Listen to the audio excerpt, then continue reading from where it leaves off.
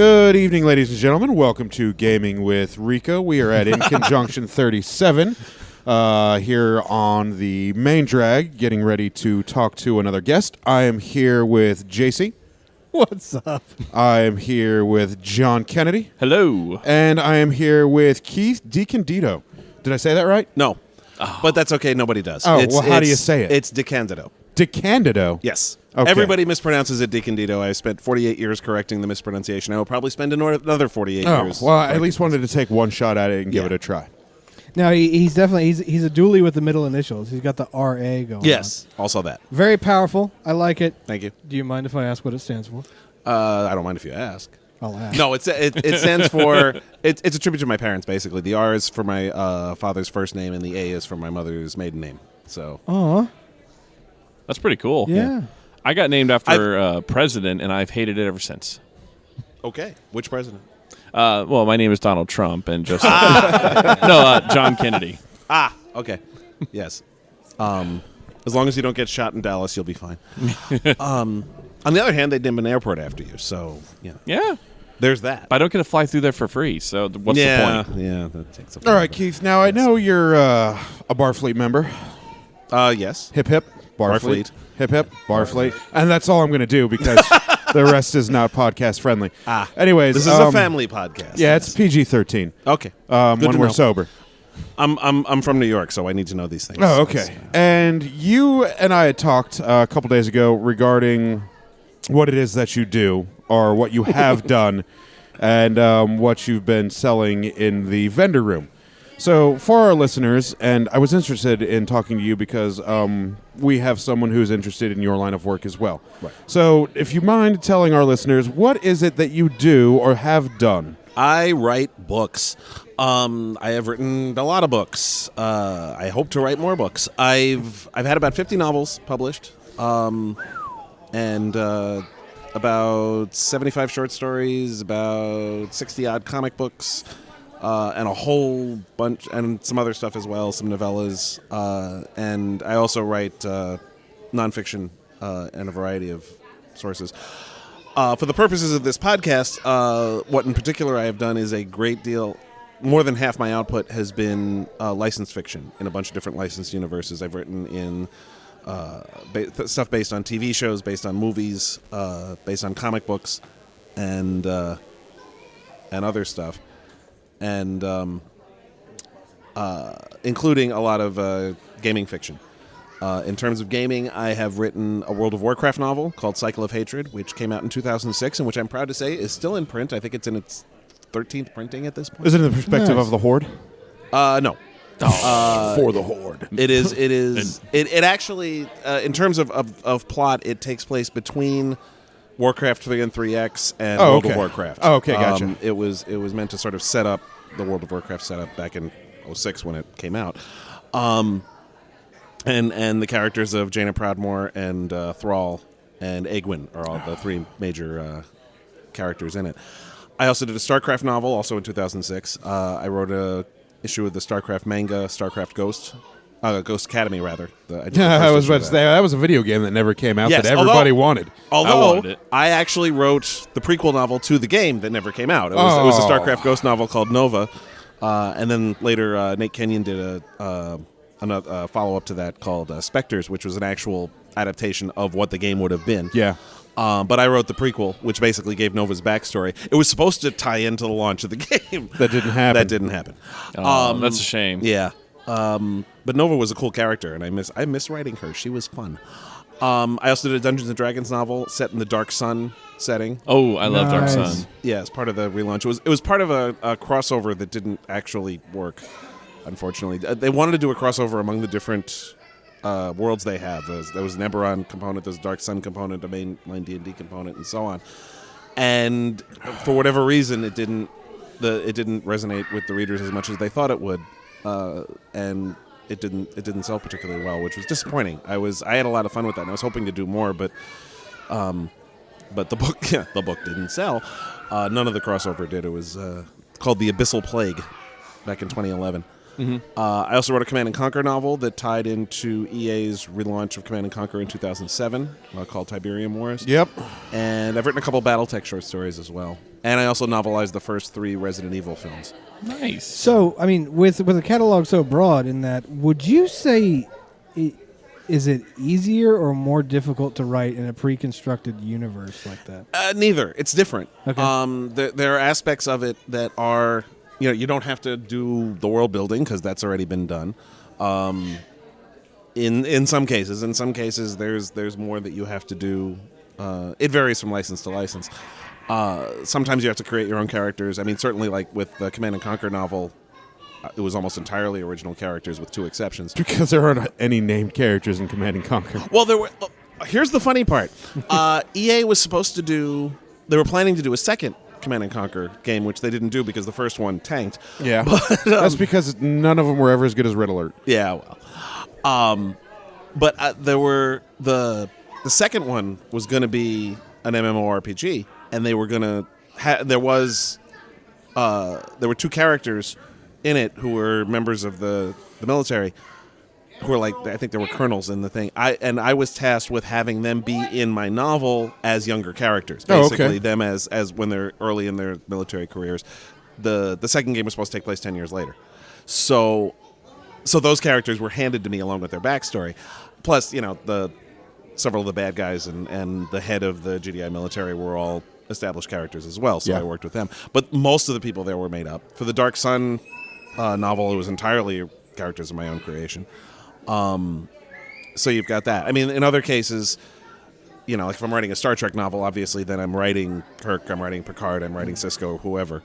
And in that case, yes, the characters are already established, but then you have to actually capture their voices, which is a different kind of challenge, but still an important one. I mean, if you write dialogue for Jean-Luc Picard that doesn't sound like something Patrick Stewart would say, you're going to lose your readership.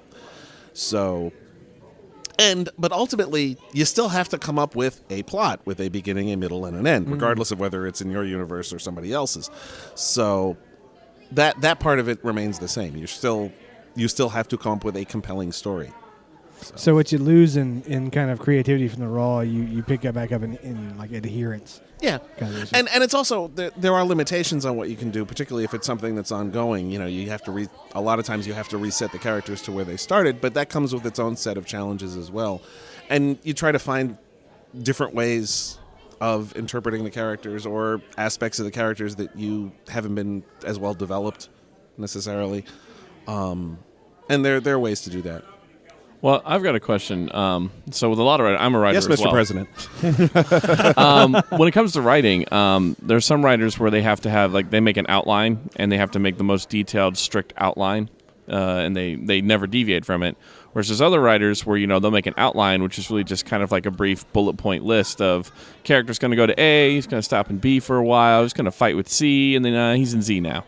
So I'm just saying, where do you fall in that perspective? Are you a pantser or a plotter? Yes. Yeah. And there's some who don't outline at all. Also, yeah. In fact, the late C.J. Henderson, who was a guest, who's been a guest here at InConjunction. He was I knew him. He was a pretty good guy. Yeah, wonderful guy. He didn't outline at all. He hated it because if he outlined it, then he already knew how the story was going to end, and he lost interest in writing it. But as thing is, when you're writing licensed fiction, you have to write an outline because that has to be approved by the people who own the property. So. And I started out doing all my earliest fiction was all tie-in fiction, so I kind of got into the habit of doing outlines first anyway, and I prefer it anyhow. I'd much rather write an outline so I know where everything is generally going, and then when I'm doing the writing, I can focus on the characterization, on other things, as long as I know where I have an endpoint. Usually, the outline is kind of like when you go to Google Maps and figure out the directions. And then as you're traveling, you hit traffic, and you got to find an alternate route. That happens a lot. Yeah. If you're doing a licensed fiction, if you do have to do something different, you then have to go to your editor and say, I'm changing something from the outline. Is that okay? And sometimes they say, yeah, sure, no problem. And sometimes they say, we got to run it by licensing. Yeah. And then they run it by licensing. And sometimes they'll say yes, and sometimes they won't. But that's something that But I prefer to outline because it gives me that structure. Mm-hmm. There are other... you ask any 10 writers what their process is, you get 12 different answers. And it also depends on the project too. There are some I've written about 15 Star Trek novels, and I can think of one where I wrote a 2-page outline and one where I wrote a 35-page outline, just because the needs of those particular novels were different. One was a political novel. It was a Star Trek novel I did called Articles of the Federation, which was basically a year in the life of the Federation president. It was a Star Trek version of The West Wing, more or less, and that had a much more complex plot because there were a lot of different things going on. So that outline was much longer than the outline for one of my Klingon novels that I did, which was only a couple pages long. It was basically Klingons show up, beat each other up, war happens, and that was it. End scene. Yes. Scene. So, Have you had any difficulties? Are you self-published, or do the IPs you're writing for help publish? oh God, no. The license stuff I do, that license fiction is almost always publisher driven. It starts with the publisher buying the rights to do this stuff from the IP holder, and then they turn around and hire a writer. There have been plenty of projects I've worked on, including one of my most recent Star Trek book, which was a hardcover called The Klingon Art of War. That was actually one that was conceived by CBS Licensing, the guy who approves Star Trek fiction for CBS. It was his idea, and he brought it to Becker and Meyer as a book packager, who's done a bunch of the Star Trek reference books that have come out over the last few years. The Federation, the First 150 Years, the Stellar Cartography book that Larry Nemechek did, and Klingon Art of War. And so that came from them, and then they hired me. Most of the time, it's almost always that way. The people who own the property get together with a publisher to do the fiction, and then they hire a writer. Sometimes it's an open call where they'll ask people to pitch. For example, I wrote a Leverage novel based on the TNT show a few years ago. Penguin Putnam got the rights to do the book, and then the editor in charge basically put a call out to a bunch of people who she thought might be interested, send me a pitch, and a bunch of us did, and 3 of us got it. So, does that take a lot of pressure off as an artist and a writer, knowing that you don't have to worry about finding a publisher or having to come up with money to self-publish? Does it make the process and job for you any easier? I've been doing this long enough that self-publishing and small press publishing wasn't really a thing when I started. So I'd never really thought of it in those terms. I do most of my original stuff is all with smaller medium presses. And it's still I don't self-publish simply because I don't have time. Yeah. If I always tell people that self-publishing is absolutely an option, which it wasn't 15 years ago. But if you if you decided to become a professional writer, you have made the decision to become a single proprietor small business. If you decide to self-publish, you have decided to become a completely different single proprietor small business, independent of the one you decided to become as a writer. And the needs of you, the publisher, are different from the needs of you, the writer. And you're basically running 2 businesses at once. That's a lot of work. It does sound like a lot of work. And there are plenty of people who have succeeded in doing it, and there are a lot more people who have completely failed to do it. You always hear about the success stories. You don't hear about the failures because they failed. So it's really difficult and requires a commitment of time and effort and money that I'm not willing to do. That's what I have publishers for. And like I said, with licensed books, that you also, on top of that, you have to pay for the rights to do the things. So that's something that is much more suited to an actual company with actual overhead and funding and budgets and things. So, how familiar are you with the source for each IP that you've written for? Have you had to engross yourself in the lore and the story of the already pre-existing worlds to expand upon it? Always. Okay, so there's... okay. When I say always, the second part of your question, I always immerse myself in it. Even if I'm already familiar with it, I immerse myself in it because what I look for when I watch a TV show or play a game or read a comic book or whatever, as a reader, is different from what I look at when I'm approaching it as a writer. So, let's go back to the Leverage example. I watched Leverage religiously when it was on the air. I loved it. That's why I pitched the novel. Once I got the gig, I went back and I watched everything and mainlined it because I was looking for different things. as a writer than I was looking for just as a fan watching the show. So I always do that regardless. And if it's something, and there have been cases where I've been approached to do something I was unfamiliar with. World of Warcraft and StarCraft are two examples. I'd never played either game when I was approached. And I always just joke at the time. It's like, do you play World of Warcraft? No, because I've seen what it does to people. We're back to the having no time thing again. But those are both. Blizzard is meticulous about documenting and keeping track of the world. They have lore masters for their video games that are their own separate department. Yeah. Yep. They just released actually books of the lore. They've got so much accumulated lore. Yeah. Yeah. I saw them on Amazon. I've seen it. No, they sent me everything, and I spent hours on the phone with Chris Metzen, who was at the time in charge of managing the storyline, and they were great. I mean, it was a wonderful working relationship with them on all three of the projects I did with them. And, but they also, they have a ton of material. So there was plenty of stuff to immerse myself in without having, even though to I hadn't actually get played the game. addicted. With D&D, I started playing D&D in high school. So that was, that wasn't That's an issue. easy. And that was fun. I mean, one of my original series is a series of fantasy police procedurals. It started with a book called Dragon Precinct. Excuse me. I'm working on the 5th novel right now, which is Mermaid Precinct. And there's also Unicorn Precinct, Goblin Precinct, and Griffin Precinct. And then I'm actually, don't worry. We'll ask what you're going to be working on towards the end of the interview. But yes, the two main characters in that, it takes place in your basic, very D&D-esque fantasy setting of a port town with humans and elves and dwarves and wizards and stuff. But the two main characters are detectives with the Cliff's End Castle Guard who solve crimes. So the plots are mysteries, and they're all fantasy-based. But those two characters are D&D characters that I played in college. Oh, okay. Oh, nice. That I loved and really wanted to do something with. So it's not really gaming, although the first novel, Dragon Precinct, is about the members of a heroic quest who have gathered in an inn in Cliff's End to go on their heroic quest, and then they start getting killed one by one. Oh. And our detectives have to solve it. So they never actually get to go on their quest. That sounds like a good read. Yeah. So you spoke earlier about, you were talking about how you've reached this point.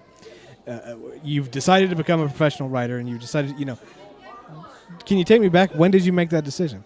Oh, when I was about 6. 6? That was when I put together a little book on construction paper called Reflections in My Mirror. I did it at summer camp. I still have it. It's terrible. But no, my parents, I was raised by librarians. And my parents read to me from a very young age. And when I was reading on my own, among the first things I read were Heinlein's young adult books, The Hobbit, and Ursula Le Guin's Earthsea trilogy, and also P.G. Woodhouse's Jeeves and Wooster stories. I loved those. And so I was reading from early on, and I always wanted to be the person who made those stories. That desire was always there. When I was in high school, I wrote for the high school newspaper. And when I was in college, I worked for the college paper. I wound up editing for them, which was great because then I discovered, hey, I can edit. That's a job I can get out of college that will actually pay the bills while I try to get the writing career going. Took 8 years to do that, but no, I worked as an editor for Library Journal magazine, and then later for a book packager named Byron Price. And I worked there from 1990 until 1998, and then I went freelance in '98. Continued to do some freelance editorial work for Byron for about a year, and then. And I still do some freelance editorial work here and there, but so that was how I paid the bills until the writing. I felt the writing was coming in steadily enough that I could strike out on my own. It also helped that at the time I was married to a woman who made a 6-figure salary, who was very supportive of that. Because the first year was a little rough. After that, though, aside from that first year, I made more money as a freelancer than I was making as an editor. So that worked. Yeah. And I've been mostly able to make a living. There was a period there between when the market crashed in late 2008 until about 2013 or so. It was a little rough. Those years, I did some work for the U.S. Census Bureau. That was a lifesaver in 2009 and 2010. And then I took a part-time job at a high school library for about a year. The census work actually was helpful for me as a writer, It's what inspired me to do a novel that I'm currently in the middle of writing, which will be out later this year or early next year, depending on how fast I finish it. It's an urban fantasy set in the Bronx, which is where I'm from. It's the northernmost borough of New York City. I spent the better part of a year wandering around the Bronx for the census, and that's why it led me to want to write something that took place there, and so that and just all the different people I met and all the, because when you do the census, you meet people from all walks of life, and I was a crew leader, which meant the people who knock on your door and say, "Hey, you didn't fill out your census report. Fill it out here now." I was their boss. So, but that was and that was a fascinating experience, and the money was good.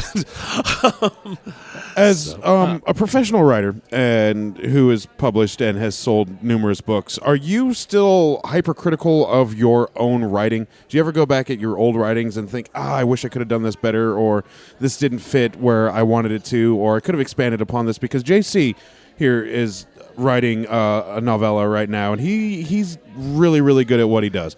But he is never content that his work is ever good enough. So, did you ever have to deal with that? I wanted to talk about on the I don't care. I don't care. I'm glad you don't care. For those of you Rico. listening to this podcast, JC has a very dubious look on his face, which is a cross between confusion, annoyance, and Just wanting to got pound the crap out in of my him. own emotional colon, but that's cool. Moving So, on. is that something you had to deal with? And if so, how did you overcome it? Not really. I mean, yes. You always look back and think there's something else, but early on, and this is where being an editor helped actually. Starting out, eventually you have to let it go and release it into the wild. It's if your mother was right. If you keep picking at it, it will never heal. You can't just keep futzing around with it. Eventually, Right. You've just got to let it go. Plus, deadlines are a remarkable focusing tool. It's like, especially when you're writing licensed fiction, which is very heavily scheduled. It's like, we don't need it good, we need it Tuesday. And I've had to tell freelancers that as well, because I'm a game developer, and Right. we hire freelancers for our work. And there are times. I'm sorry.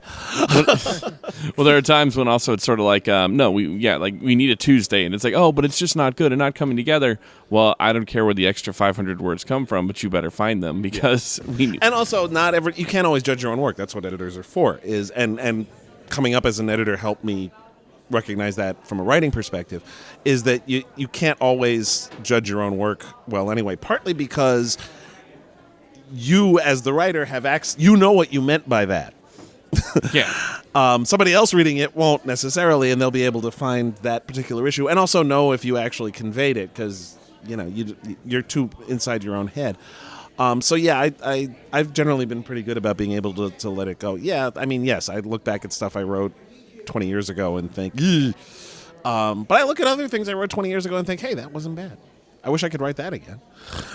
It depends. Sometimes, but if I started, going back and looking and I'd go crazy, just from, and it's not worth it. It's already done. It's out there. I still have a career, so obviously somebody liked it. And, So what's on the horizon for you? What project are you working on now or going to be working on in the future that you are most excited about? probably the urban fantasy I just mentioned that takes place in the Bronx. I'm literally in the middle of that at the moment.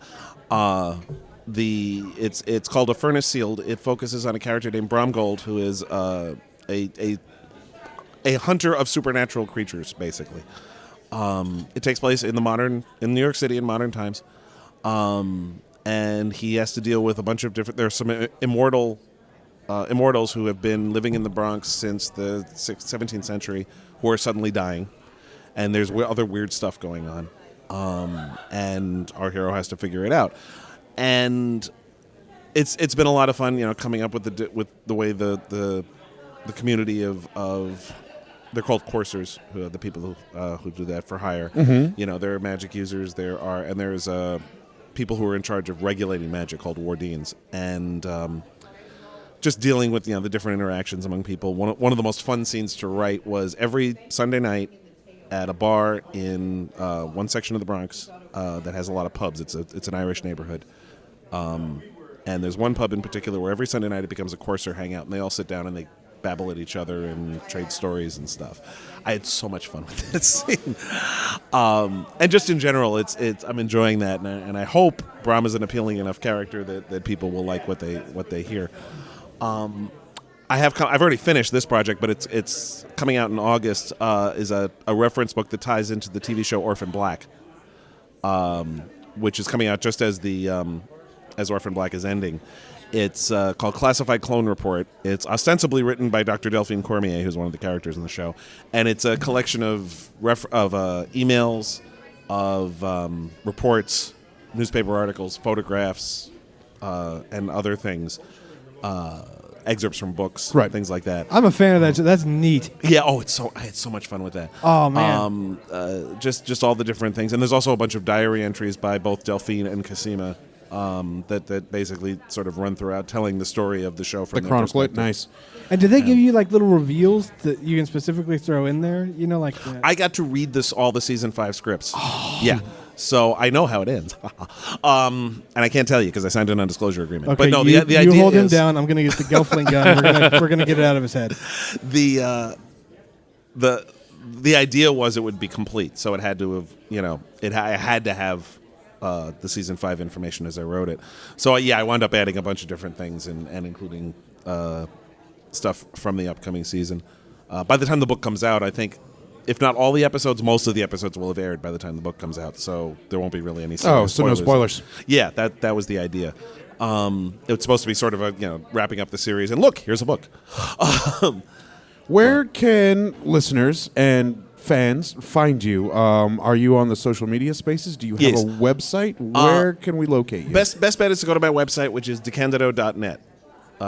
With my last name, DECANDIDO.net. At the moment, it's under reconstruction. I need to turn it back into being a website again. Right now, it's basically a link dump. But it does have an email link, so you can contact me directly, and it has links to my Facebook page, my Twitter feed, my Instagram account, my various other things, including links to I write regularly for Tor.com. I've been doing rewatches of classic TV shows. I did Star Trek Next Generation. I did Deep Space Nine, and I'm finishing up the original series right now. And I also did a seasonal rewatch of the Stargate franchise. I basically did. I didn't do an episode by episode thing because that would have taken forever. Yeah, it would have taken ages. Yeah. So, but what I did was I did each movie and each season of each TV show as a single unit. Do you have a web store that is in your link dump website where people can buy your previous works, or do More they or have to go to the independent producers? I have some books for sale. Basically, if you email me, if I have the book for sale, I haven't updated the list of stuff that I have because it changes all the time. Right. But I do. You can get in touch with me, and if I have the book for sale, I will sell them sell autographed copies directly. And otherwise, you can find pretty much everything I've done can be found on all the usual online book retailers: Amazon, Barnes and Noble, Kobo, iTunes, IndieBound, what have you. Right. Like I said, decandido.net links to all that. And at this point, I have a fan page on Facebook, which is the best bet because Facebook has that rather stupid 5,000 friend limit, and we're very close to it. So I'm very fussy about who I add at this point. But the fan page and the personal page are mirrors of each other. I don't. There's nothing different about either. On either one of them. And there's no limit on the fan page. Yep. So I just basically put the same content on both, so everybody can reach it. I'm on Twitter. I'm on, like I said, on Instagram, and I've got a blog, and I update the blog very regularly. Is the link to the blog on decandido.net Yes. also? Yes. So it is in fact a link dump. That's And I link to my podcast, which I do a monthly podcast. At least it was monthly until this month when I didn't have a chance to do one, but I will do one next month. It's called Dead Kitchen Radio, which is an anagram of Keith R.A. Decandido. I like it. Yeah, that's crafty. I'll be damned. And I do that monthly, and I focus on one particular work of mine. This year, the podcast, I did it from 2011 to 2014, and then I kind of life got away from me, so I wasn't able to continue it. But I relaunched it at the start of 2017 to get it going again, and I'm trying to commit to doing it monthly. And I've talked about my various projects that I have out. The one the one I'm doing for July will be about the Knights of the Living Dead anthology that I'm in, which is an anthology co-edited by Jonathan Mayberry and George Romero. Nice. And both of them have stories in it, as well as a whole bunch of people. John Skip, Brian Keene, and I'm blank. Von Navarro, I think, has a story in there, and a bunch of other people that I'm forgetting off the top of my head. But a whole bunch of really Mira Grant has a story.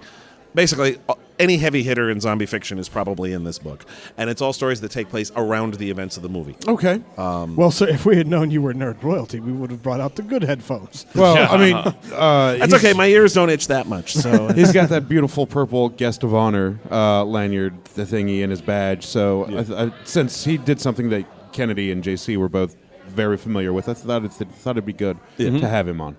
So do either one of you gentlemen have any more questions for him? We've taken up about an hour of his time. I don't want to keep him any busier than what he's already been. I could keep asking him like questions for another hour, but no, I mean, this is really good. and I could talk for another hour. I tend to babble. So I would say it was babbling. I liked it. Yeah. Anything else?